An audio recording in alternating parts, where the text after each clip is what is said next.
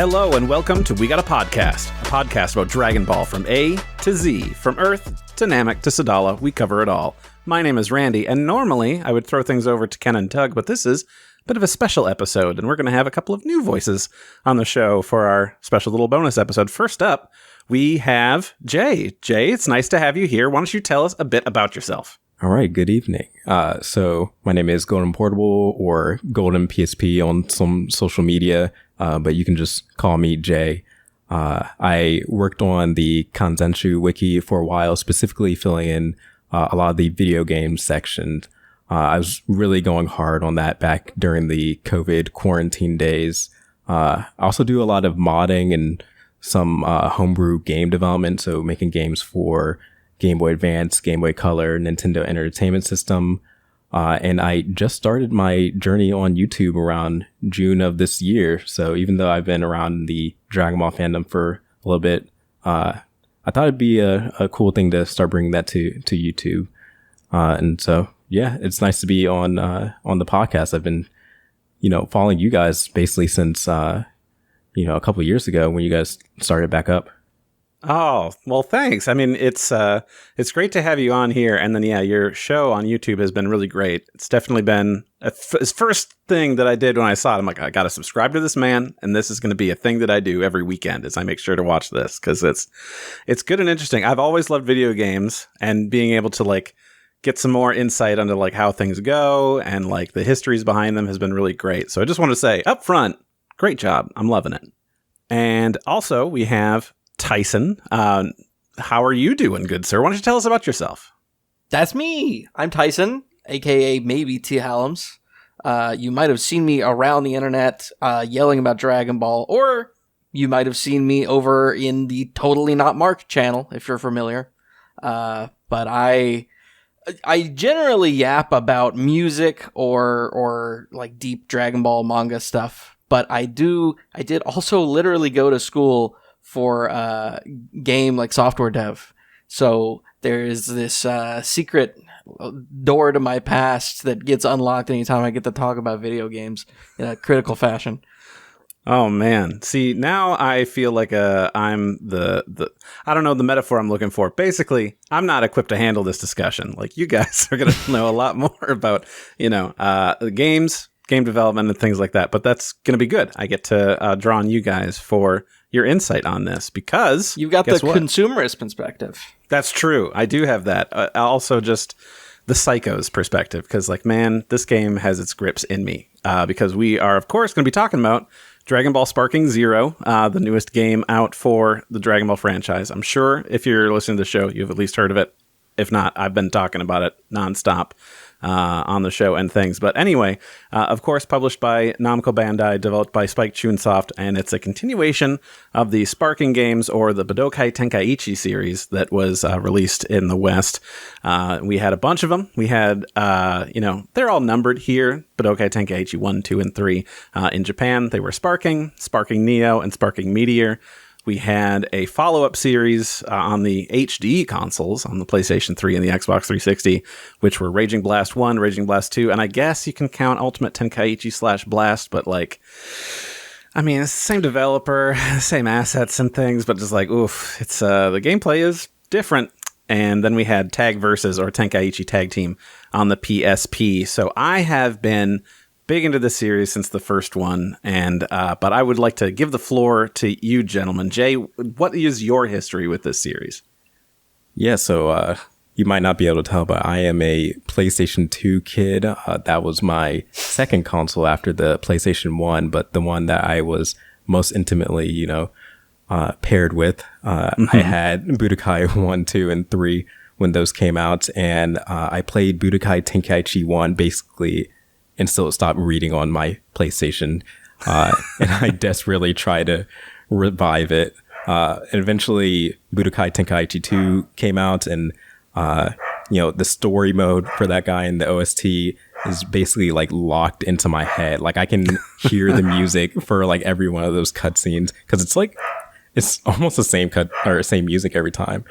And then I also had Budokai Tenkaichi on the Wii, though even though that's I know the fan favorite, I didn't play it as much as the other games, but still, one of my favorites.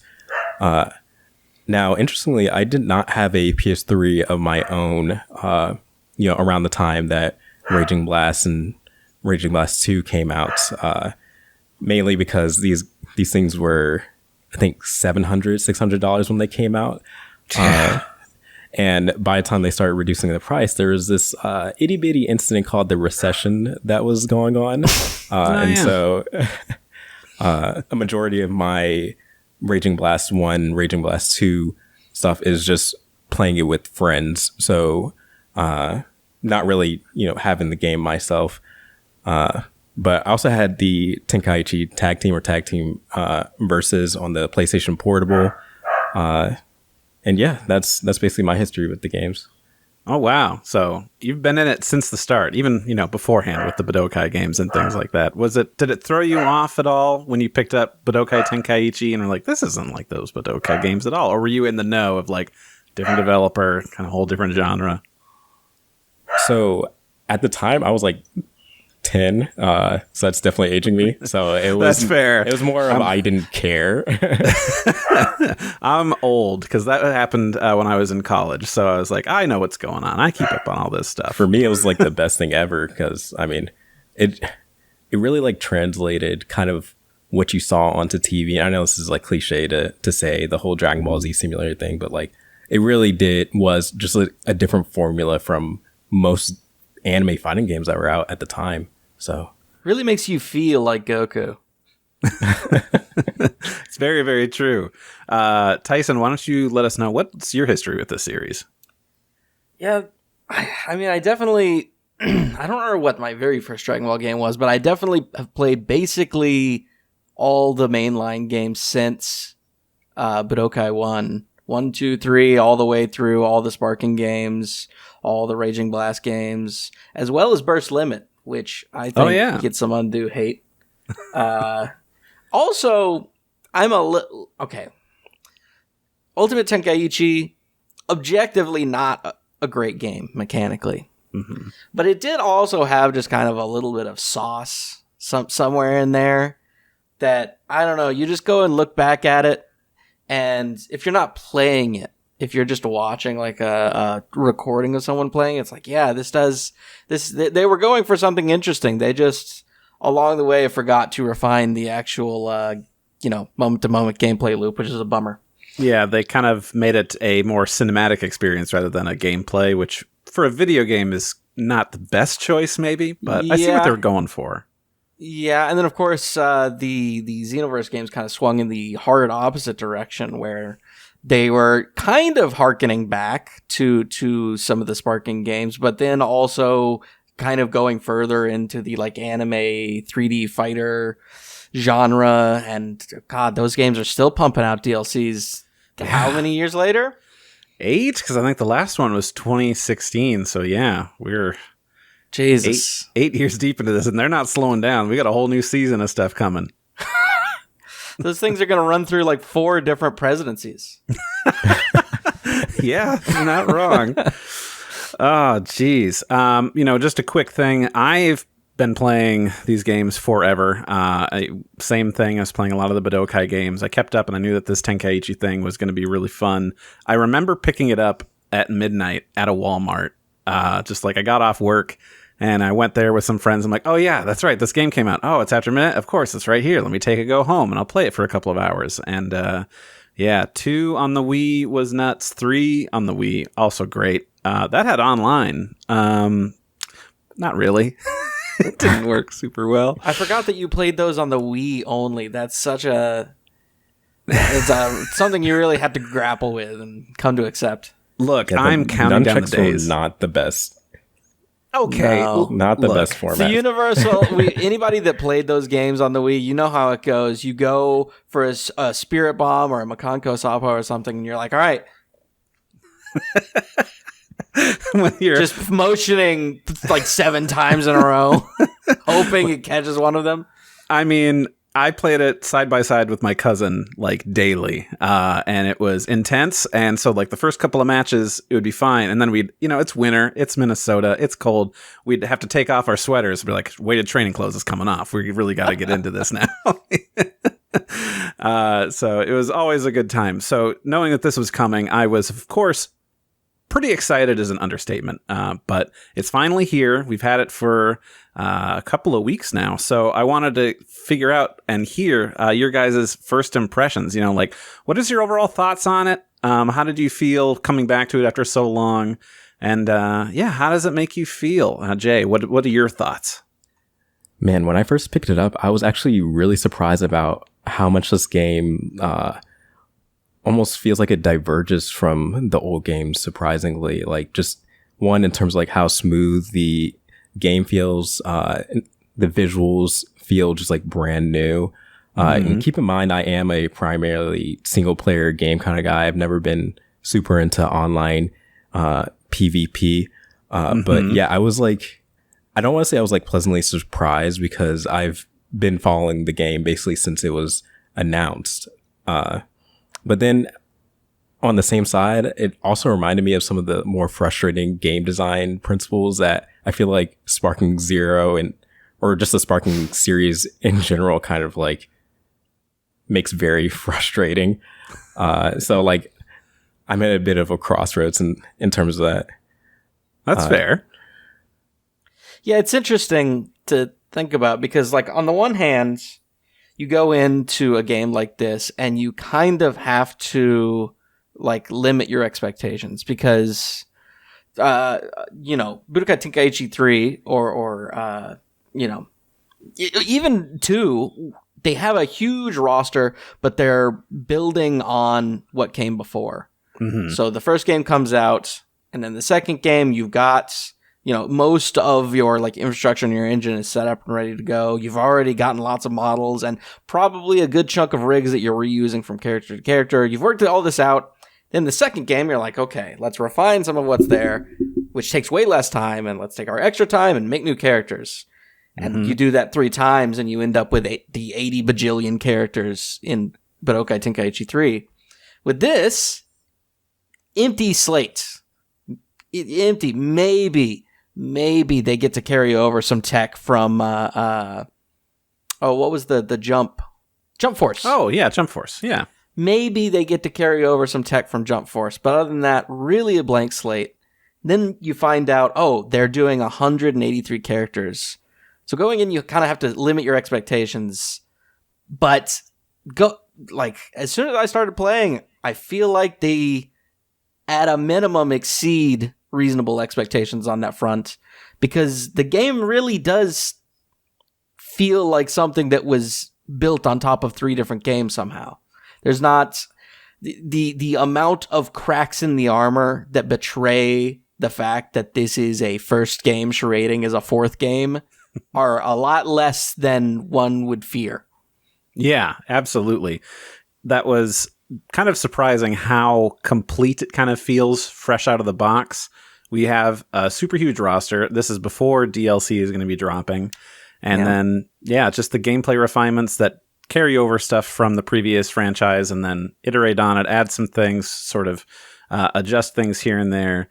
I think for me, I felt really great starting it, because it was I loved Budokai Tenkaichi 3, and I wasn't expecting this game to be, I don't know, better than The Last of Us Part 2 or like whatever it is. I was like, this is going to be Budokai Tenkaichi 3 with a fresh coat of paint, and 17 years of game development and thought behind it, to be like, okay, it's just going to be more refined. And like, I think that's why I've been so happy with it as a product, just because I think my expectations were centered exactly where they needed to be. So I've been very excited. Have a hard time putting it down. I think I'm at like 52 hours or something on my game clock. It's, Tyson, I saw yours is at like 40 something. So yeah. You're going at it a lot. That is impressive. Yeah. Jay, how much time have you sunk into it? I've put in about like 15 hours into it. Right. So maybe not as much as you guys, but enough to get like a solid feel for it. Plenty, at least. Oh, yeah. Plenty. So I wanted to go over some stuff, mainly, number one, the gameplay, fighting mechanics. There's been some additions, some things that are still the same, some things that have changed. Jumping into it and having that history in this franchise, do you feel like this has been a significant improvement? It's roughly the same, or like there's been some changes like, oh man, this really doesn't jive with how I'm playing? Yeah, really, I felt the most changes in just kind of like the movement options. Keep in mind, like Budokai Tenkaichi 3, had excellent movement, excellent options. But I would say like the game feel is kind of like a cliche word, kind of like in the game dev sphere. But like you move around like the joystick and everything just to move around your character and just how they glide around. Like it feels like you have a lot more control, in my opinion, over the character than you usually do. So that's like, it sounds like it's such a minimal thing, but just me feeling like everything works so smoothly, that was like the main thing that like first caught me. But I was also surprised at like how quickly I was able to, having not played Budokai Tenkaichi 2 or 3 in such a long time, I was able to jump in and know all my classic combos. Like those combos still work, and just like jump straight into it. So yeah, I think they did a really good job of carrying that over. That's but here's the real question, Jay, which is, are you using classic controls or modern controls? I switched straight to classic controls. Stinky. No, Jay is the right person that I want to talk to more. Tyson, you're off the show. Because I know that you're a standard boy. And I'm also classic. I had played Budokai Tenkaichi 3, the entirety of the story mode, just like last year. But I switched to using, a PlayStation 2 style, regular controller instead of the Wii controls, which, I don't want to throw the controller that I'm holding. So that was a difficult transition, but otherwise it was fine. So I was able to build up that muscle memory and things. I'm like, well, it just makes sense to jump into classic for me. But, I can understand why some people would want to go standard, and that's okay. I won't judge them. Look, you guys can enjoy your multiple button maps for the super counter, or having to use a radial dial to transform, all you want. I will enjoy my single button counters. I will double press A/X in order to grab all I want, good sir. That's just how it's going to be. So crazy. Look, it works for me, and I'm not going to change, and I'm not going to apologize for it. Tyson, what are you thinking about gameplay mechanics and just sort of the overall feel? Yeah, Jay's definitely right that the general weightiness of the movement is a lot snappier, which definitely adds a lot to the game feel. TM. Do also appreciate, because realistically, the Budokai Tenkaichi games work awesome, in my opinion, at least. But their mechanical complexity was somewhere in the medium range, where there's a lot of people that think that those games were just super mindless, simplistic. There was no depth to them at all. You just do auto combos and that's it. That's not true. There is stuff underneath the hood in those old games, but the ceiling was somewhere in the medium range, maybe medium high if we're being generous. Whereas Sparking Zero has gone and added a lot of different tech options, especially on the defensive front, that has, I think, really raised that possible depth ceiling up into the medium high, maybe all the way into high, but probably medium high, which I think is good, because this is a party game. Ultimately, it's never going to be fighters or Street Fighter. Yeah. Which is fine. It's a game where you take your favorite Dragon Ball action figures and mash them against each other violently for 600 seconds. But as long as you meet that easy barrier to entry that the Tenkaichi games have traditionally done, I think adding a reasonable amount of optional depth is a good thing, and will probably keep the online scene in this game going a lot longer than its predecessors. Oh yeah, absolutely. Something about gameplay, just kind of bringing stuff in from. I've been reading things online of like what people want to see in terms of changed gameplay mechanics that they dislike, and that's okay. You can have these opinions, but when I see some of these, I'm like, that. It's just like that's kind of part of the game balance, though. You wouldn't want to take that away. I've seen people mostly complaining about like, oh, infinite vanishes, where you're timing your guard to disappear behind your opponent and keep going, and people hate that. And want to have it changed. I'm like, I don't know. I mean, that takes skill to do, and the timing for it. Maybe change the key cost for it. But I'm like, no, it's great. I do personally think that is something that could need improvement, only because the skill that it takes to vanish the first time is exactly the same as the skill it takes to vanish the 12th time, which is no good. There should be a diminishing returns type thing where I don't know if they tighten the vanish window or if they make the vanishes physically faster, like the vanish attack faster as you go so that the windows tighten that way. But diminishing returns would be good because ultimately it is a bit of a bummer going into an online match. You send someone flying, they vanish, you vanish, you're like, okay, someone set the clock. I'm going to be here doing this for the next 20, 25 seconds. And then we're going to do it again. Well, then you throw them off by doing a super counter where it's like a revenge counter. Yeah, the revenge counter, yeah. Well, I think you can only do those from the front. So if they're vanished behind you, you can't do a revenge counter. But if you hit for me on classic, up and X or square, depending on whichever system you're on or controller you're using, you can stop them dead right there and you can keep going. So and it's basically a big thing about the game is key management. And each time you're doing a vanish, you're wasting more of that. So it's like, okay, do I want to just take like the 100 points of damage and like keep the key, or do that? But yeah, adding revenge counters and things I think was a really great idea, and also just looks really rad, especially when you counter that and like do the grab their hand and stop them right there dead in their tracks. Doubly so because the window on that is ridiculously small. I haven't seen anybody pull up like a frame data on that, but I have to imagine it's like single digit frame window, probably low single digits. Yeah, because you're up there right in their face, so you don't have much time to react for that. Yeah, it's good and it's exciting, and I have a whole bunch of other stuff. But if you guys have other gameplay things you want to say, talk about it now before we go talk about the visuals. All right. Well, we're going to move on and do that. So I can't remember. I put this together like a week ago, and I don't remember everything. And then I let you guys edit and throw in some stuff. So pre-release colors, designs, polish. Was that something I put and I've forgotten? Or that's me, Tyson? Brother. All right. Let's hear what you've got to say about this.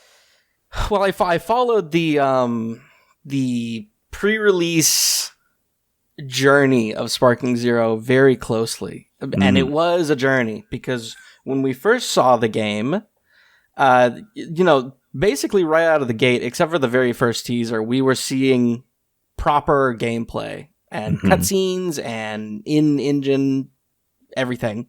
Yep. And what the game looked like in those first gameplay trailers is very noticeably different, I think, even to the layman's eyes, to what we got now. I mean, across the board, we're talking models were constantly updated from trailer to trailer. Colors and general like composite choices were changing from trailer to trailer. Even in between trailers, we would see like they released, I can't remember if it was the first or second trailer. They put it out and then they announced a website where they were starting to like list all of the announced characters. And then before the next trailer even released, Cell's little profile picture got updated with new colors and composite. Just in between trailers, just a constant flow of what everything looked like. And we also kind of, from trailer to trailer, saw kind of almost a behind the scenes look of how a studio goes about polishing a game in its last 6 to 12 months. You would see, for instance, in one of the earlier trailers, there was a shot of Super Saiyan God Goku and he throws up his like pose, and his gi, the way his gi is rigged, or specifically the like parts of the shirt that like dangle from the sleeves, it was rigged in a really awkward way, and the way that his face model was rigged had light bouncing off of it in a really weird way. And then you fast forward a couple trailers, and now most of that was fixed. The gi sleeve was rigged in a slightly more eloquent way. That lighting had been completely overhauled in terms of like shading of the face. It was constant. Yeah, it was wild watching it in real time and like being on Reddit and things and seeing people see a trailer, complain about something, and then 2 months later a new trailer and it's fixed. Like, how much are they listening to us, or versus, are they refining on their own that we're just like, oh, okay, gotcha. We're all just kind of thinking on the same wavelength. It was just kind of a wild ride because, yeah, a lot of things are changed. I remember there's like a weird like green color cast on the bottom of the frame when you were like in the tournament section. It's like, okay, well, that's gone. We also just had little things change, like Boo absorbing people. There would be a little cutscene where they'd turn in surprise, but they just have a blank face, and then they like T-pose, turn, and look at you. But now they've got facial expressions and things that match the terror of the moment. Like it was wild to kind of see a game get polished in real time, because they just kept pumping out trailers like every like month, sometimes a couple towards the end there, that it was just nuts seeing stuff like that. But overall, like, these visuals look great to me. It's kind of like this strange homunculus style that's kind of like mostly Shintani from like Dragon Ball Super Broly, and like adapting some things to that. But it's still, I don't know, looks cohesive and good on the whole to me. And, the lighting, the particle effects, they get me excited. Jay, what are your thoughts on the visuals for this? I mean, coming off of something like Raging Blast 2, which in my opinion, please don't, murder me, but I feel like that's one of the worst looking Dragon Ball games in a while. Nope, that's fair. That's fair. Yeah. I feel like the process of, translating a 2D anime character to a 3D setting is probably like one of the hardest challenges that a developer or a 3D artist faces. And they really like knocked it out of the park with this, especially when they can't, utilize the same techniques that Dragon Ball Fighters could, with some of that fixed perspective. Because I know people are on Twitter kind of already, going between them like, hey, which one of these is better? I think they did a really good job of, working with the strengths, giving it a really striking, design and color palette. And then the particle effects, like, that's just something that I think people underrate. I feel like people don't quite understand the amount of resources and power it takes to get that stuff working, especially individually moving particles. And even inside some of their trailers, they kind of mention like, hey, stuff like the particle effects and the environment destruction, that's some of the reason why they couldn't expand split screen functionality to all the stages. There's just a lot going on in there. There's this, meme, or not meme, like a video of in the recently released Astrobot game where they had a whole bunch of individual moving pieces falling down, and people were talking about like, hey, it might not look it, but this is like very complex. Like this, takes a lot. That's kind of the way I feel with some of the graphical effects that we see in Sparking Zero. It's really cool in my opinion. Yeah, you get like the armchair devs logging on Twitter, and they're like, "You guys don't understand. I opened Unity and did the like default Unity particle effects generator. It's pretty easy actually." Not having to take into account, everything else that's in there, like collision with the environment, making sure that you're not, clipping through things in an awkward way, or like also having to animate that and make sure that it's going where it's supposed to go with other objects. Like, which I mean, don't get me wrong, you do clip sometimes. Sometimes it does get lucky. But the amount that you're not is impressive. Exactly. Yeah, a lot of you usually see a lot of like Z fighting, which is where like you've got in a lot of games you'll see like one layer of like some texture or model is like colliding with another. They're both supposed to be level, but they're, because they're the exact same pixel, that Z-axis is fighting for who should be on top. And you'll see those flicker. That's what I went in expecting with this game. Not a lot of that, but boy, is there a lot of, I'm looking up at my opponent, and I'm also seeing in the bottom half of my screen an eternal abyss from which there is no escape. Yep. I wish there was something to do. I was trying, when I saw that happening, like in trailers and gameplay things, where it's like you can see underneath the floor.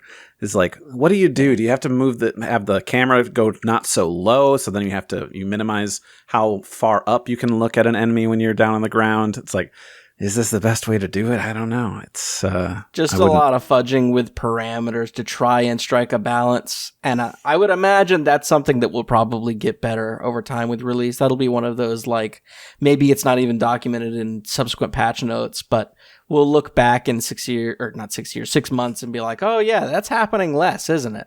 Yeah. It'll just be, various bugs fixed, and that'll be one of the things, just changing camera parameters there. So super move animations and such, they're pretty great looking, I have to say. It's interesting because, so Jay earlier mentioned, like, there's a lot of people comparing Fighters and Sparking Zero, which for the most part is very unfair because, like you mentioned, it works on a fixed perspective, fixed camera. Dragon Ball's art style doesn't make any sense in three-dimensional space. And that's not a hate at all. I'm the biggest Toriyama manga art stan of all times. But it also just doesn't make any sense. Like when in Dragon Ball, when a character is looking off in like a 3/4 angle, instead of working how faces work, their eyes, for instance, compress almost like their eyes, rather than being on a skull, are sitting on a partially opened book. Yeah. And when you know it, if you go and try and replicate that in 3D, it doesn't work because, little known fact, skulls are not partially open books. I don't know if you guys had heard about that. My mind is blown with that fact, good sir. Yeah, it's pretty crazy. And so when you have something like Fighters with a fixed camera, what you can do, since the player isn't controlling the camera, their right thumbstick doesn't move a thing, you can just, from frame to frame, from camera change to camera change, deform the models such that they follow the Dragon Ball art style. You can give Goku that open book skull for this one shot so that it looks right. Sparking Zero can't really do that because, wouldn't you know it, your right thumbstick does do something. It moves the camera. But super moves are kind of a unique case where you're just locked in an animation and you can't control anything. Hey, right thumbstick doesn't do anything anymore. Let's get creative with how things look. And I will say, for the most part, I think they did a really great job with that. There's definitely some like model deformation and other tricks here and there that make the super move animations look better than the models do just when you're playing the game. Mm-hmm. But I do also think they could have done more, because there is still a fair bit of, in some of the less prestigious super moves, a fair bit of, this is just the model and we're moving the camera around, and it still kind of looks like these Sparking Zero models, which are, for the most part, good to great, but there are also some that are really awkward looking, and so then seeing them unaltered in super moves is a little bit of a bummer. Yeah, it's the same amount of love isn't applied to, say, Dodoria that you would do for Mastered Ultra Instinct Goku, but which is messed up because I know Dodoria is the main character practically. He was my favorite of the story modes, frankly. Man, that would be a wild story mode. I'd be into that, unless I just haven't unlocked it. He's got a Zarbon type transformation where he becomes beautiful. Whoa! What a flip of the script. Yeah, I didn't see that one coming. No. Anything else you guys want to bring up about visuals, or should we move on to audio? I think one thing that is at least worth noting, something that doesn't get talked about a lot as far as the visuals for Sparking goes is, I don't know if you guys have noticed. I would bet maybe you have, because you guys are the same sort of freakazoid weirdos that would pay attention to this sort of thing. But some of the models look absolutely fantastic. Just, you couldn't ask for much more. Like Perfect Vegito's Cell. model. Oh, perfect cell. There's some that are just like chef kiss. Mm-hmm. And then there are some that not only look less good, but look less good like in a specific uniform way across the board. I would say a lot of the Goku and Vegeta models in particular suffer from this, where they, if I had to describe it, we'll take a small side story here. Dragon Ball Super Broly, there was the section of that movie where Goku starts fighting Broly. He's jumping up and down like he is in the trailer, and then they start wailing on each other for a while. Mm-hmm. And the animations is amazing, but the character art for that section looks very different, I would say, from the rest. And that's because it was done by a guy named Onishi. And that section of the movie became super, super, super popular. Because, I don't know, it was in the trailer. There was a first person scene. It was cool. Mm-hmm. And I think it became so popular that it was a major point of inspiration for some of these models in Sparking Zero, because a lot of the Goku models, a lot of the Vegeta models, and then some of the other ones that aren't perfect, all really, really look like his style in that movie. Mm-hmm. And as a final point, I would go so far as to say that I think that kind of gives you a little bit of a window into the production pipeline for this game, because you'll notice a lot of the models that look like this and share similar rigs are like the main characters, aka the characters that are probably getting tackled first, roughly speaking. Whereas, I think it's pretty safe to say that they started working on Z Goku before they started working on Baby Vegeta or Dodoria. So I think through that, you can kind of see with some level of certainty that early on when producing Sparking Zero, they were probably largely basing the style on like Onishi Broly, and really just kind of also trying to get to grips with how to model these characters according to that style. And then somewhere along the way, as production continued and they refined the game, they started settling on a different style.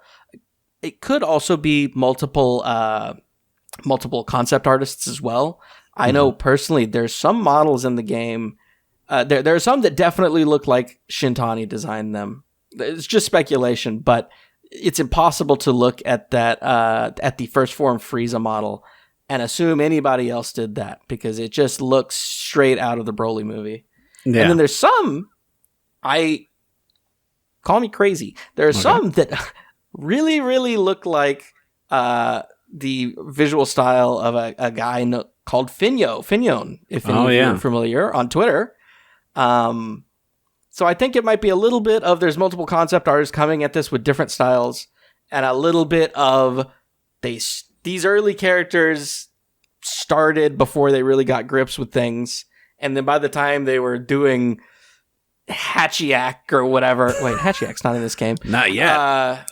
Harudagar. By the time they were doing Harudagar, and they had the pipeline down, they had a set of concept artists ready to go, and I don't know, it's just interesting to see the disparity in styles in game as it shipped. Mm-hmm.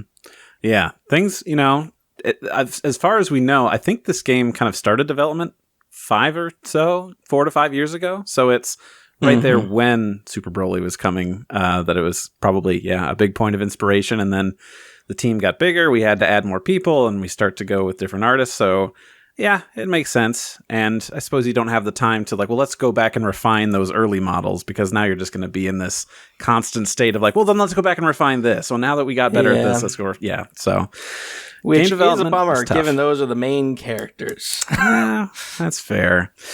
So I wanted to talk about some audio stuff here. Now, personally, I've been big into watching and experiencing Dragon Ball in Japanese since about 2001, 2002. So coming into this, just like all the other ones, first thing I do is I switch over to the Japanese vocal performance, just out of curiosity, so that we can talk about the voice actors and their performances. Are you guys playing it in Japanese? Are you playing it English dubbed? What's your kind of go-to? So I'll just start off. I am playing it in the dub, mainly just because I have my wife playing alongside with me. And, she grew up on the, dub. So it's just, making her feel more comfortable with the dub. Yeah. But yeah, typically for these games, if I'm playing them by myself, I'll put on the Japanese. Totally fair. That's the most touch grass answer possible. Yeah, I played the dub because I have a wife that I live with. It's we wonderful. go outside. I have a life outside of this. I'm not a sweaty basement nerd like you, Randy. That's okay. Tyson, what are you doing? I basically for every game in the last 6 Dragon Ball games have played subbed. Because I love those voices and have really grown to appreciate them. However, in the interest of A, this game is clearly, to a reasonable extent, nostalgia bait, and that's fine. And B, this game also has a whole lot of in-game, in-combat dialogue and random lines that will happen. Even if you're online, you're facing Pan against Gohan, and Gohan says some little quip. I can read fast. I'm not sure if I can read fast enough to catch all those, and I would like to hear them. So I've just accepted my nostalgia overlords and given in to the ways of Schimmel and Sabbat. That's totally fair. So I haven't really experienced a lot of this in English. For you guys, how has the performance been for all of these characters? Do they feel like that's what it, how the show was or how it is now? If it's a nostalgia play, are they going for, here's what Z sounded like in the early 2000s, or is it more of a Kai feel where it's kind of more refined? What's how you feeling about that? So for me, it feels like a little bit of a mismatch, just depending on the characters. One for Goku, definitely has evolved since those early Cartoon Network 2001 performances. Yeah. But Schimmel learned to act. But then you have weird characters like Cell, who I feel is just characterized, or not characterized, but voiced a little bit differently just from any of the performances that I remember from him. Yeah, that's just something I noticed, but I don't know how you guys feel. Yeah, so for those unaware, the voice direction for this game was done by Damon Mills, who now voices English Frieza, taking over for Chris Ayers. He was his understudy for a long time. And this is his first time doing voice direction for something like this, which is really cool. And having listened to a lot of the dub, it's very fascinating because there are exactly 2 types of performances that you've gotten out of this, which are balls to the walls, legitimately quite good performances, especially for a game where a lot of times, you get Schimmel in the booth. God help him. He's played these lines roughly 30,000 times in all of these games. And in all, it's totally fair. He just doesn't quite put his whole body into it the 30,000th time. For some reason, in this game, he put his whole everything into it. Schimmel is giving it his all, which is great to see. And there's a lot of other performances that really go for it. Then the second category is people who clearly barely showed up. There's a hard divide between these two. Interestingly, I would say Sabbath is one of the ones, especially for his Vegeta, that it seems like, I don't know, maybe he was on some Zans or something. I don't know. But you played through his story mode in the dub, and he's delivering this huge line, and it's just he's giving it 40%, and it's very funny. So there's definitely a divide, and I think Cell is another one of those. But I would say overall the voice direction is apt in that it's very clear Damon Mills was interested in both being like good voice direction and not just nostalgia bait, while also like crafting a familiar home for people who are not giant weebs and are just picking up Sparking Zero because they loved the game back in the day. Like you get Omega Shinron, or whatever his name is in the dub, that I'm sure is several words long. He in the dub, he retains his that voice filter. It's like voice filter. It's like a tripling voice stack that they did for the dub. Could they have yeeted that for this? Because it's been a long time and we're probably over doing like voice stacks for these characters. Yes. But they kept it because why not? And I think that's a good call. Yeah, that's good. So I've been playing it in Japanese exclusively, and I think that for most part on my end, things have been really good for the performances. There's been some that are strange, but also are kind of par for the course after all of these years and how things have changed. I will say Norio Wakamoto's perfect Cell, spot on. Really great job. He's really nailing it out of the park. His imperfect Cell and like the semi-perfect one, like the delivery is just so slow and just like, come on, man, just get the words out. We're just taking so long for this. And so that can be kind of rough. I know that when the game was first showed off and we were getting some trailers and things, a lot of people were like, oh, hold on. This isn't how they say this now, or like this is clearly the same delivery from previous games. But I'm not sure if those were just placeholder and if they've been replaced since then. I know that Damon Mills had said like, oh, we have, I can't remember, there was like 300 hours or something of in-studio time to get all of this done. So I'm not sure, again, if those are placeholders or things, or if it's different between the Japanese and the English one. But there are some of them, and I know that the Japanese actors, of course, are professionals. It's like these sound completely the same, and they're either the exact same wave file or these people are just really good at Very their good job. Impressions. Yeah, exactly. I mean, like you said, they've done this 30,000 times. It's like, okay, well, I'm just going to do it how I did at 21,000 when I did that.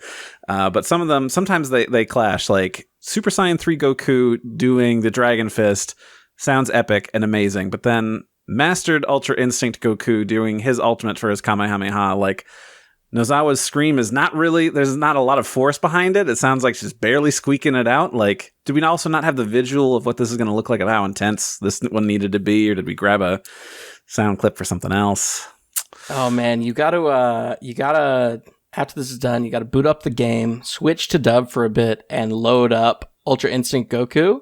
Because for a reason I don't entirely fathom, they did a new like vocal effects stack for him that wasn't in the anime, and it's really bewildering.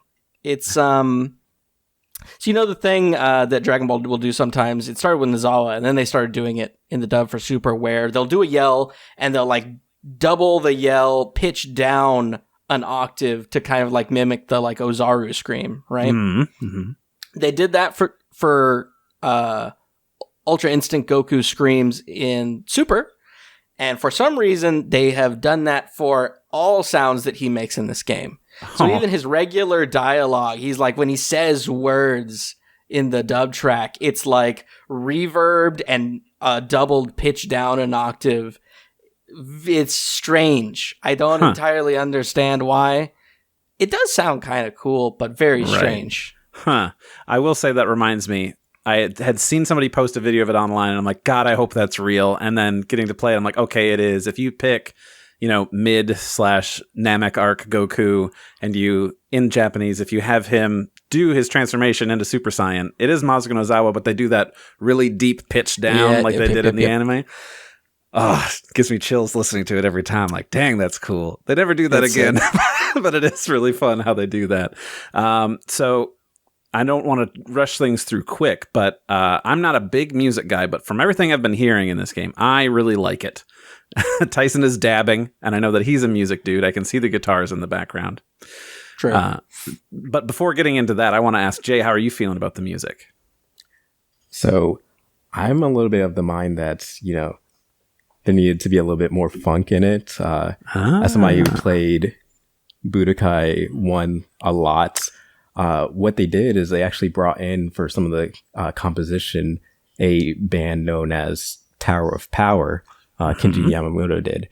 And this is a band that's a funk band from the 1970s that, my parents and my grandparents grew up knowing. And so that gave those games kind of a unique element in terms of their soundtrack. And some of those tracks did carry over into some of the Sparking games. And in my case, I felt like Sparking Zero was kind of leaned a lot more on like the rocky elements and not a lot on the funk type elements. So that's just like one area where I think it would be pretty cool if they added some more of that. Yeah. God, Tower of Power is so good. Right. But then we run into that issue of Kenji Yamamoto. Yeah, kind of plagiarism. Yeah.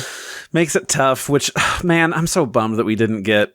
It would have been such a great surprise if here's a new Hironobu Kageyama opener song. Like, I would have lost my goddamn mind if we would have gotten that. But I don't know. I think overall, I'm really digging the music. Tyson, and your findings, what have you discovered? Well, first of all, astutely observed, Jay. Couldn't have put it better myself. We do need more funk in Dragon Ball. Frankly, everywhere. But Dragon Ball, I think, is a great place for that. Yeah, the music for Sparking Zero is interesting because, at least based on the credits, you have two main composers. One is a guy, I don't know his first name, his last name is Kishi. He did the soundtracks for a lot of like Dragon Ball stuff, Battle of Z. I think he did the replacement for the Budokai HD collection. But the main thing is he was on Raging Blast, and I believe also got brought on for Fighters. And his whole thing was kind of replicating the Budokai Tenkaichi series sound in terms of music, so which is more rock forward than the kind of like funk approach of the Budokai games. And then the other composer, I don't recall their name, but they were the composer, I believe, for Budokai Tenkaichi 2. So we've doubled up. We've got two people who are very much geared towards replicating the sparking sound, which makes sense. I will say at the very least, Kishi does sometimes do some like lighter, airier rock, almost funky or like folky tracks. Like for his Fighters score, for instance, it was like 60% like harder rock, almost like butt rock, and then another like 40% of like something that's a little bit more Budokai 1 through 3 related. And the concentration of that last subset is greatly increased for this game. I think there is a lot more music in Sparking Zero that's like you could trick people into thinking were composed by Yamamoto than before. And I think that's great because I will never get the defense of Yamamoto. It's like, well, he made good music, so I don't care if he stole. I'm not into that. However, he had good taste. That's true. So if music that is legitimately composed by actual musical artists is more often sounding like his good taste, I think that's a win. I think that's a win. Yeah. I do kind of like the juxtaposition of different sort of music things, specifically because the Sparking games in Japan used kind of a lot of Kikuchi music, sometimes just new remixes of those. And meanwhile, in America, we had music replacements, but it was by Kishi or like other Japanese composers, right? So this one has a lot of original music, but then going through like the story mode, we'll have like the last time, like, you know, last episode recap music from Z, from Super, and things like that. That's like, oh, okay, that's a fun little, thing to do to kind of mix both. I will say the anime music packs have a very strange behavior in that in this game you can choose, of course, your stage BGM. You can also change individual characters' sparking music. So a different song will play during that. If you go into the settings, you can turn off anime music. presumably for streaming. If you're going to be on Twitch or whatever, you're not going to get demonetized or silenced out because you're using licensed music. You turn off anime BGM, but you go and you still add, like say Spirit versus Spirit as your sparking music. That's still going to play. It doesn't care. Hell yeah. Stick it to those streamers. Right. Well, it happened to me. I don't think anything happened in particular, but because I had the volume pretty low, but I was playing for a stream. I'm like, wait, hold on. We're still doing solid state scouter. We shouldn't be doing that. I told you to turn that off. But you know what? They're going to do what they're going to do. I would say if you haven't, Jay, I know that you're 15 hours in, spend some of that zenny going into the shop and buying some new tracks, because there's a lot of good ones. Monk in Training, I think, is a very fun one. Maybe not so much funky, but definitely not rock-ish, and it's just kind of like, I don't know, old school Dragon Ball sounding tunes. There's just a lot of good stuff in there.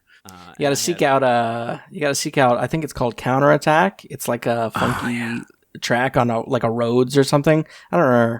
But it's very sick. That's the one that is the most like, Yamamoto, are you there? I sense you.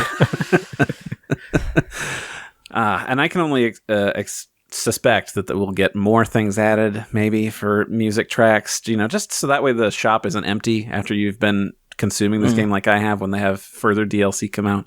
But we'll see.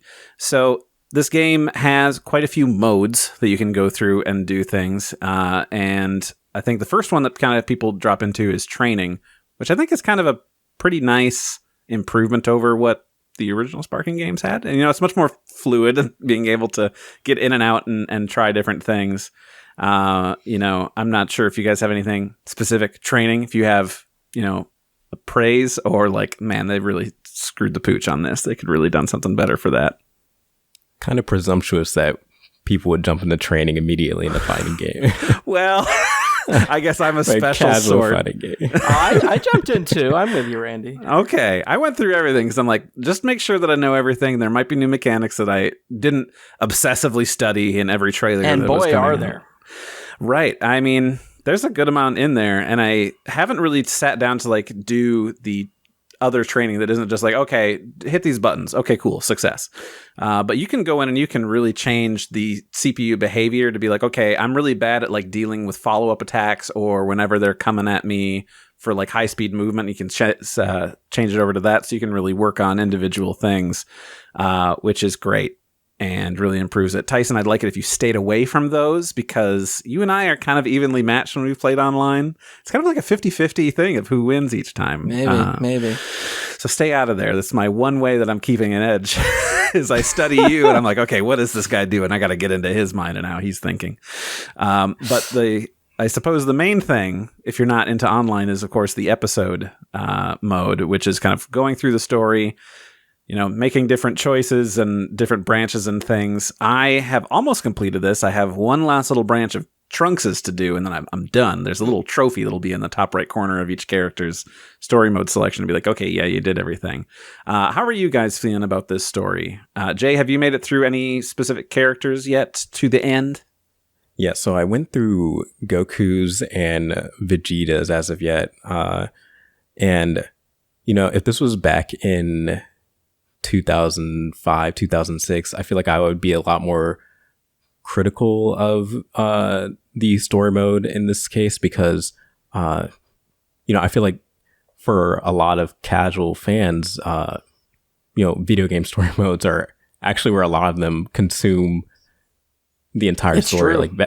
Back in 2005, it was hard to get the full story of Dragon Ball. I don't even think that Viz had finished publishing the manga at the time, and unless you like collected the box sets, or that was your only really chance to get it from Raditz to Boo. But now at this point, I feel like the story is almost like in sort of a cultural osmosis way. Like most people just know the story of Dragon Ball, and so even though there are like pieces missing when it would jump in the story. I feel like, it's better to look at it as more of a collection of like the greatest moments. Having that feature to jump into like that first person view, they didn't have to add that, but it's so funny. Like it just adds to like a level of it where I want to replay these missions and see like the different perspectives for it. And then some of the what ifs seemed very interesting. I haven't really dived into those, but like that stuff like that is just, you know, what made the original Sparking games, you know, kind of worthwhile. You know, I know Raging Blast had the Super Saiyan 3 Vegeta and stuff like that, you know, makes the story mode like a lot better. So, yeah, really enjoying it right now. Yeah, I think because, like you said, people have played through the story of Dragon Ball 100 times. In fact, we just had a whole game that is that. That is Kakarot. Yep. So it makes sense, the approach that they took, which is basically, we don't want to do like a whole novel thing. We already have all of our resources dedicated to making all 3 billion characters in this game, plus a bunch of other modes that are crazy. We need to limit scope creep on the story mode. How do we do that while providing something novel for people who have played these games before?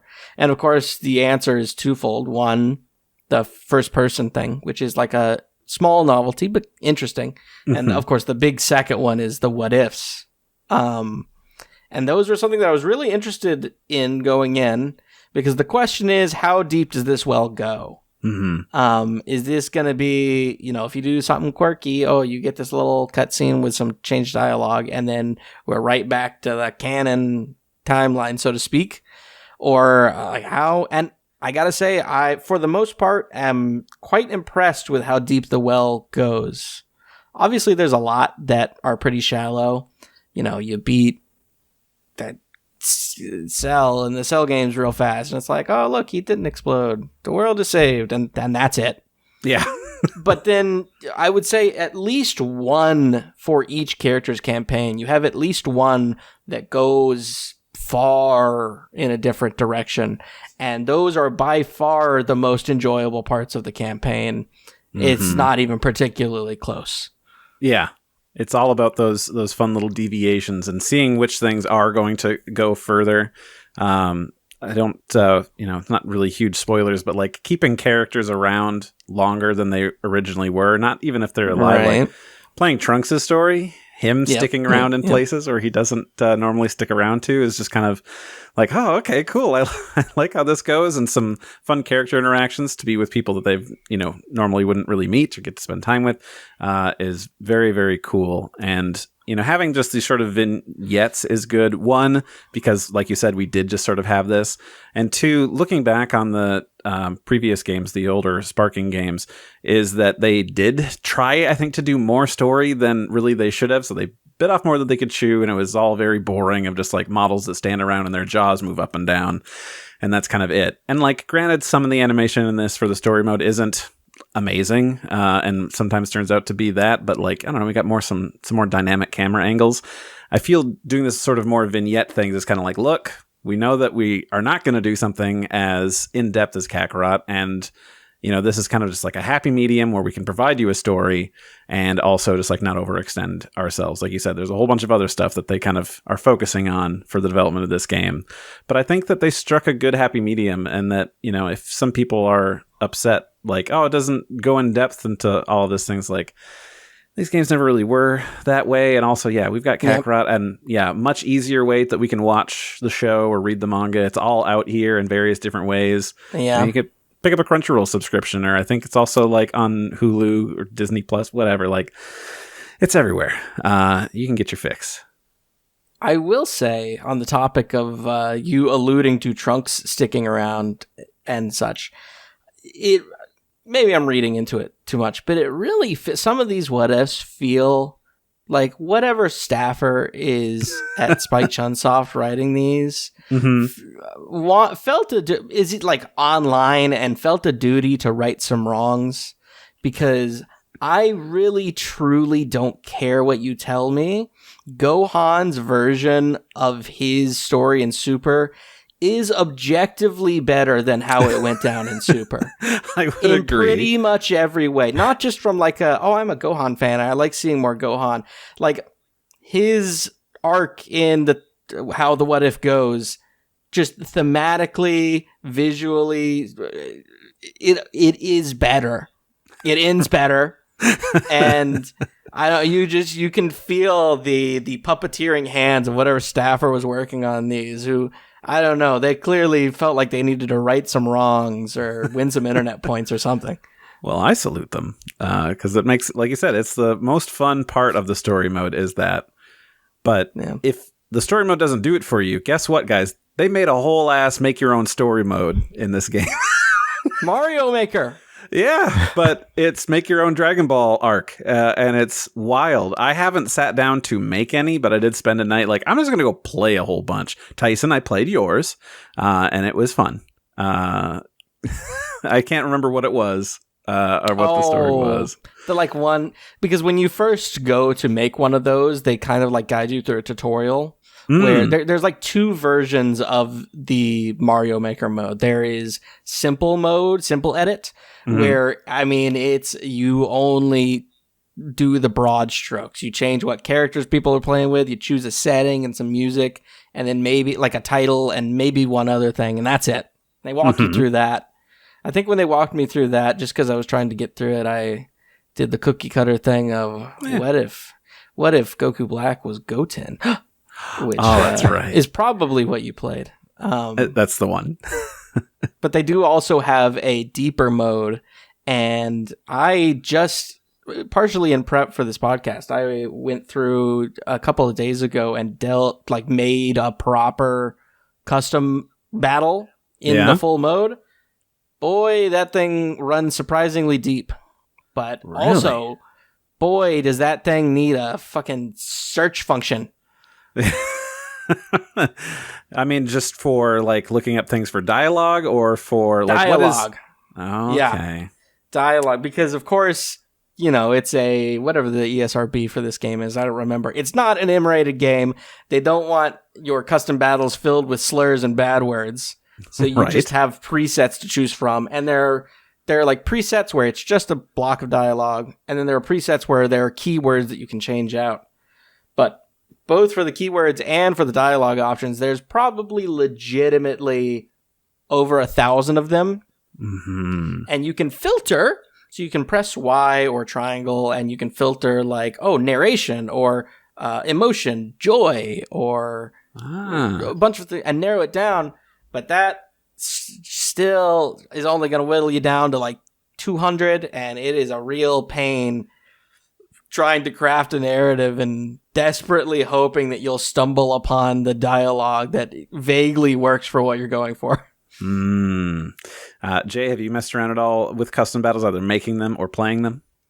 Yeah, so I actually made a video, which was just making the ultimate Chaozu in custom battle. Yeah. So I had Jiren as, the player character, and then just like this absolutely cracked Chaozu.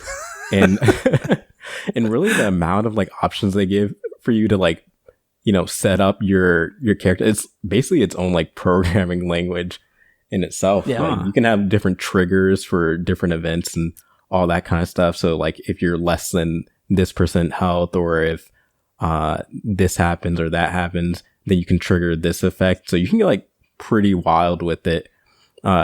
In my custom battle, I basically had it where like every hit that you make to Chaozu gives him a multiplier that increases his defense, his health, and his strength. So essentially you just can't like, you have to hit him hard. You can't like fight him regularly. Because if you do, his multiplier goes up like to 200 or something. He can kill you in one hit. His power is maximum. Chaozu's power is maximum. His power is maximum. So yeah, I was like pleasantly surprised. You both have like not as much control as you would think. Like Tyson said, you can't just type in anything or else you turn to 4chan. But then also like you just have like so many options. Like you can set up like cutscenes and stuff with like different interactions, different characters in there. It's just kind of crazy that they would put this mode in there, so definitely had fun with it. The effects customization specifically is legit like a Scratch programming language level of customization where they're legit like if-then statements. With a bunch of different plug and play effects, and you can get crazy. It's not even just like you can have multiple, and then you can have different like instances of the if thens and transition from table 1 to table 3 if an action takes place, and you can go very deep with it if you take the time. It's very cool.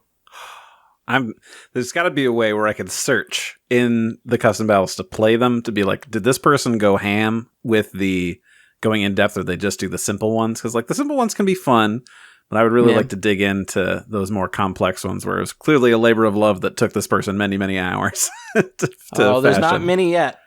Yeah, I mean, with time. That's another thing was I learned that the custom battles, just like the online mode, is not crossplay. So if you made a custom battle on the PlayStation, you can't play that one on an Xbox or on the PC.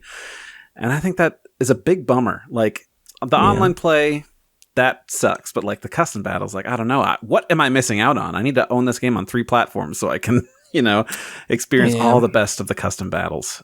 So that bums me out. The other thing is that being the localized game from Japan, where you also have all of these different things that you can change out. I saw somebody pointing out, like, when you're going through and you can change the nouns and things, they're like, why is there like 8 things that just say Goku? Like, that's all the same.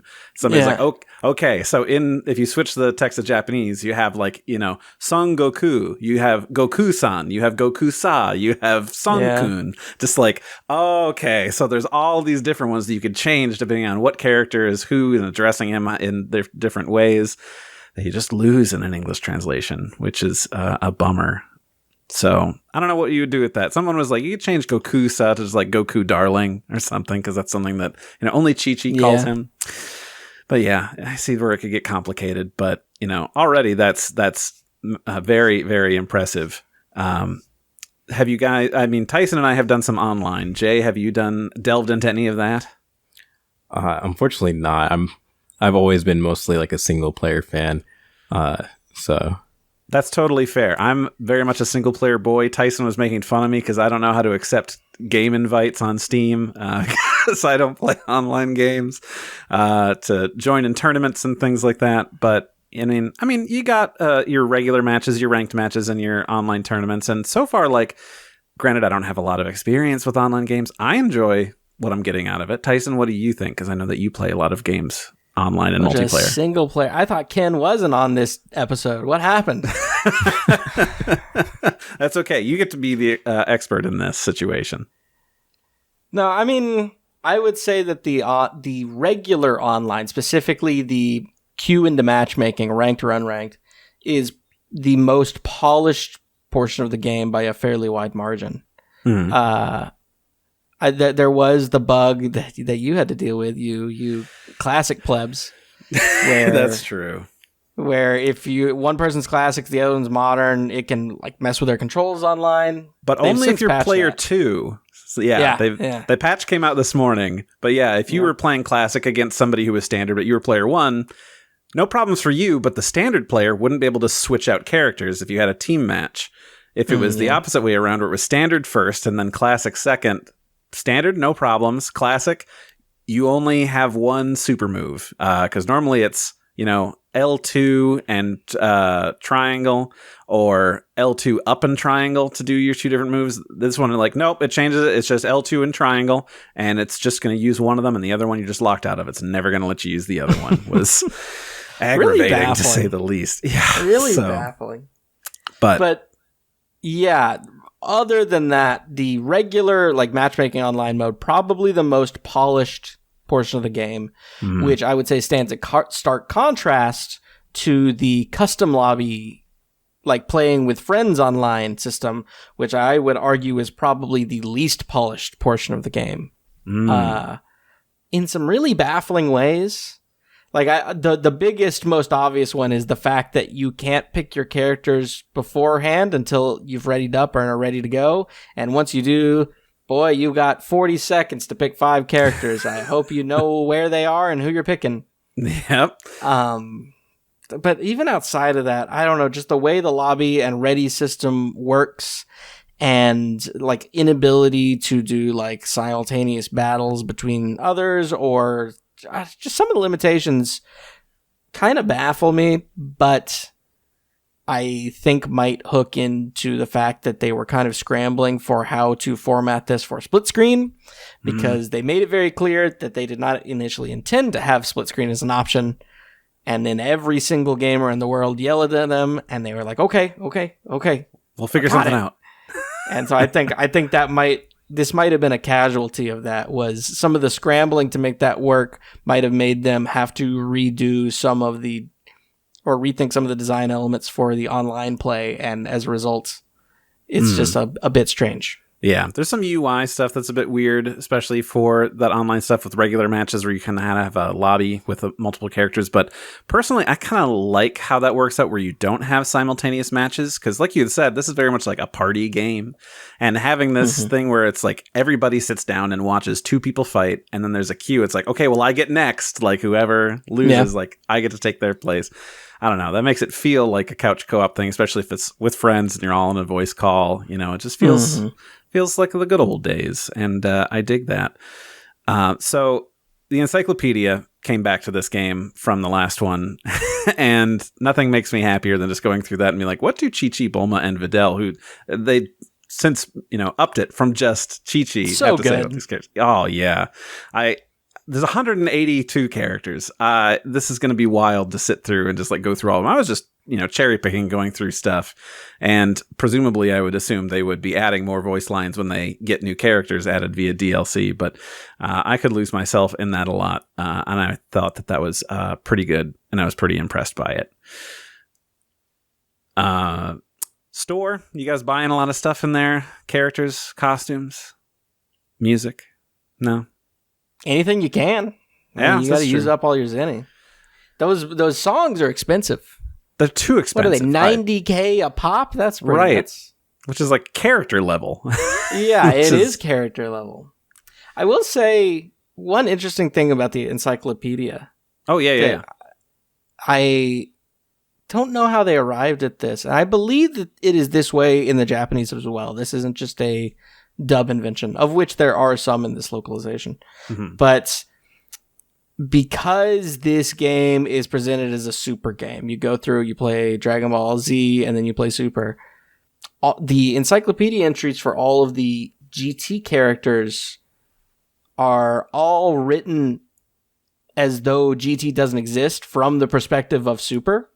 So like you'll go and click on Baby Vegeta, and they'll all be chatting, but they'll be like, what? That kind of looks like Vegeta, but he looks really ugly and weird. What's the deal with that? What's going on here? They're like speculating as though they've never seen GT in the world of Super, which is an interesting choice. Well, does lead to some funny dialogue. Yeah, GT wouldn't have happened yet at the point that Super takes place. Right. Well, but yeah. Assuming they're all linked. Right, yeah, exactly. That does make for some weird things. It'd be nice if it was kind of like, I don't know, story related. Like if you pick early Goku, they just talk about him as like, oh, he just won that tournament and now he's off doing, this or that or whatever. Yeah. I don't know. How do you choose to do that?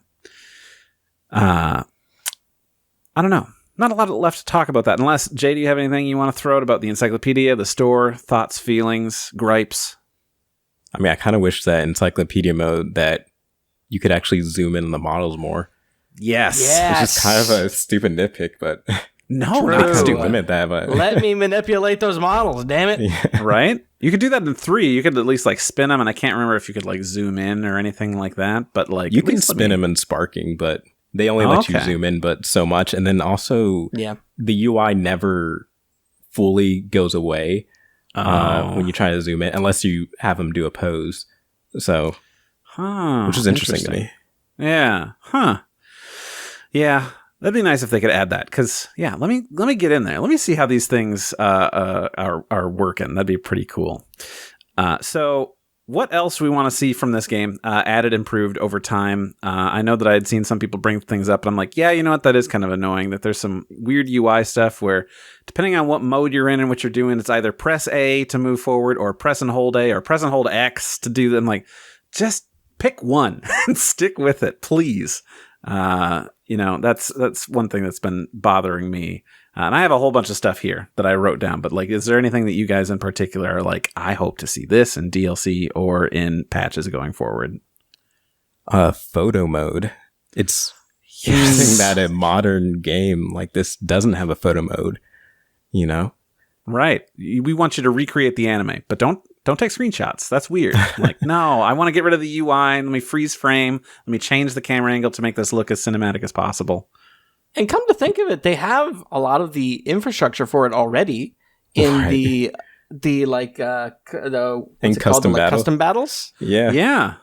Yeah, if you go in, they have a thing where you snap your thumbnail. They have like filters that you can apply and like effects and stuff. It's actually it's so there. I would place a very good bet that was a planned feature at some point. Now that I think about it. And considering how well this game has sold and how previous Dragon Ball games have been continually getting updates and DLC, I wouldn't be surprised. Fingers crossed that, they keep adding stuff to it, because that would be really cool. Give me the ability to do photo mode and then like change the filter, like give it to me in 4:3, and I need you to add a film grain filter. I want to make it look like I'm literally playing the 90s game. If they implement a 4:3 mode, I'm uninstalling the game. I'm not saying for gameplay. I'm like, when you go into photo mode? Even that's speaking too much to the gamers. We gotta root that out early on. All right. Well, what do you want to see then, Tyson? I mean, there are pretty obvious holes in the like content depth of the game. Character count, killing it, and we know we're going to get more characters. And dear viewers, please understand, this game will probably end up having more DLC packs than Xenoverse 2 because it outsold Xenoverse 2 by like an order of magnitude. So that will happen, but then there are other gaps that are pretty glaring. Outfits, there's not very many, and 80% of them are just like battle damage variants. There's a lot of room for addition there. Accessories, at least at launch, I know that they will add some going forward, but at least at launch, accessories might as well have not been a feature. There's like 8 or 10 slots, and then like most characters, like, okay, here's 2. You get a Halo or a Scouter. Like, why do we have so many slots in the UI for accessories? Yeah, I'm sure that there will be more of that. Stages, I wouldn't say that the launch stage count is bad by any means, but it is definitely something that could be improved over time. The question, I guess, is just will they? Because this game is sold well enough.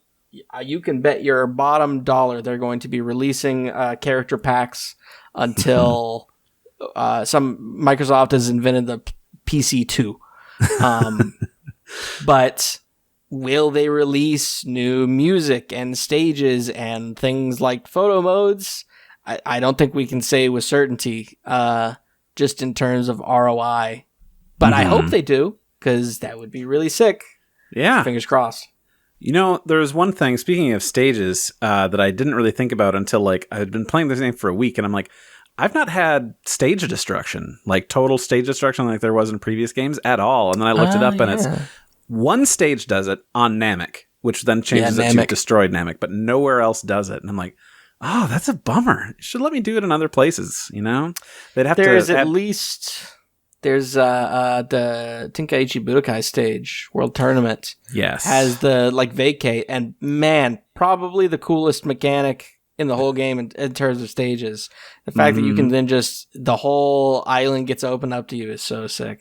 Oh yeah, because you just have to like do a big key blast, I think, and they're like, oh no, we don't want to be around for that. There's, some customization things. There's one weird thing that I know, like, I think it was in V-Jump leading up to this. They're like, oh, customizable auras. Like, really? And it's like, no, there isn't. There's one, and it's from, I think, using a code you get in the V-Jump magazine that you can put in, and then you can have, like, a V-shaped aura rather than the normal oval-shaped one. So That's so sick! Right? Because they had that in previous games where you had different capsules. It was like, oh, here's a purple aura. So you could put a purple one on, I don't know. Right. Like, Gohan or whatever. It's like, give me some of that back. It's just changing colors. Give me palette swaps, even if you're not going to give me new costumes and stuff. I know one of the first mods out, like day one, was like, here's palette number 2 for Super Saiyan 4 Gogeta, where he has darker skin and like gold fur and like silver hair. I'm like, yes, give me that. There is even now a mod that I have seen initially released now that is basically like an in-game color picker, which is really cool. Like you're in-game selecting Goku, and then you press a button, and it brings up a CMYK sliders for each, and you can make Goku's hair. You can do this, and whoa, it's green, and you can change this, and his skin is purple in-game, which is pretty fun.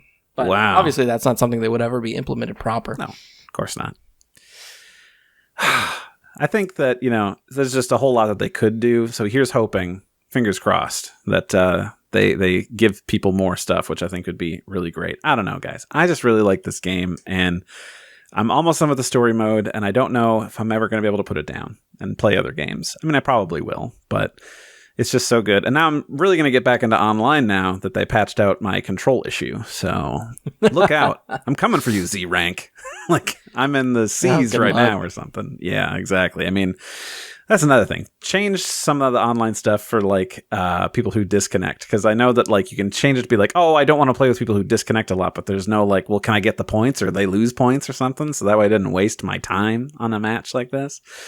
Hey, you didn't waste your time. You were having fun, man. That's the point. That's true. That's video games, baby. That's true. I get the satisfaction of I made this person hate me so bad they turned their console off. Yeah, I like it when I get somebody to rage quit. It's a deeply satisfying.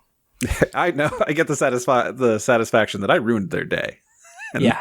They hate me personally. That's why I bought the game. Oh, that's good. Any last thoughts you guys want to throw out here before we close out this episode that I thought was going to be a lot shorter, but then I couldn't shut up?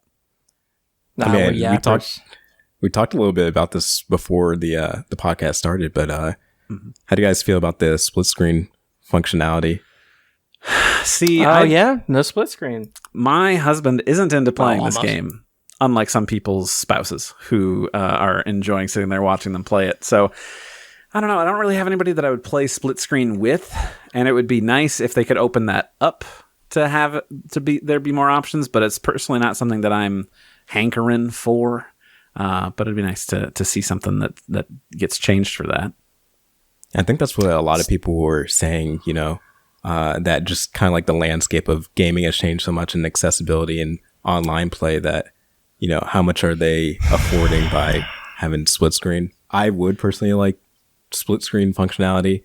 I do recognize some of the challenges that comes with implementing it. It's not something that you can just switch on. There's a lot of optimizations that happen in the back end. But, if they were able to include that in future updates or patches, I think that would make a lot of fans happy, especially younger fans. Yes. Who are just getting into the franchise. Right. Yeah. Who have friends in their immediate vicinity that they'd be like, play this game with me. It's like, oh, there's only just the one stage. You can implement other stages that aren't as highly destructible and have a lot of, vast environment things. Like I think one mod I saw was somebody had replaced the Room of Spirit and Time with like the stage for the Universe 6 tournament that takes place after the Resurrection F thing. Oh, yeah. But, I think it was like the Xenoverse assets that they took to make that. But like, yeah, I mean, there's a lot of destruction stuff to go there, and it's kind of fairly open and just kind of flat. So it's like, yeah, you'll probably be able to get away with it more for things like the Series S or, anything else that you might have problems with for CPU usage or things like that. Yeah. I mean, we know very explicitly that they did not develop the game planning on having a split screen mode, because they assumed, like you said before, the landscape has changed. For what it's worth, I will never, or at least I do not presently buy that excuse ever. You will never not have kids over at their friend's house playing games. Yeah. It's just not going to happen. If you think the majority of games played in Mario Party are online, I don't know what to tell you other than you're wrong. Yeah, the landscape has changed for you, person in your 40s, but not for guy that doesn't go outside. Sorry, your husband doesn't like Dragon Ball. Mine does. But I mean, yeah. So them getting to having split screen for at least for the Room of Spirit and Time is nice, but it is very obviously a quick half measure just in hopes to get something out, because when you're running a game in split screen, you are running 2 instances of the game at once. Essentially, you are doing all the compute and shaders and everything for 2 people's perspectives. And as you would imagine, that is very resource intensive. And that's a bummer because, games are already geared so heavily towards getting as much fidelity as they can out of that 60 FPS cap. And by hitting a cap 60, what that usually means is there is overhead, because you don't want to hit something that is performance intensive and have frame dips. So most of the time that you're playing a game on console or whatever, if it's a lock 60, if the developer went in and unlocked it, it'd probably be running at 70, 80, maybe 90 FPS. But that overhead still doesn't really allow for, oh, hey, we're running 2 games at once.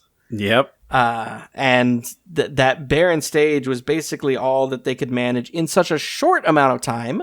But I don't think all hope is lost, because, as we all know, split screen does exist still. It's just a matter of a lot of manual labor of tuning settings in a split screen environment to make it work. You can't just drop FPS to 30, because that's miserable. You got to go and change LODs and texture resolutions and all sorts of stuff that takes a lot of time that they haven't had yet. So post-launch, fingers crossed.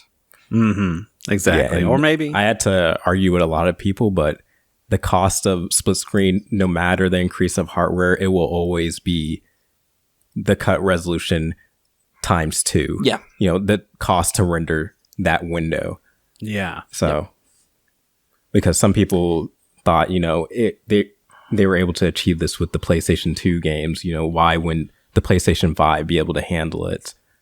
Yeah, I can see that, idea coming from somebody who doesn't really know the ins and outs of how modern rendering works, of just like, it worked before. Like, yeah, it did. But like Randy said, yeah, I could hear an idiot saying that.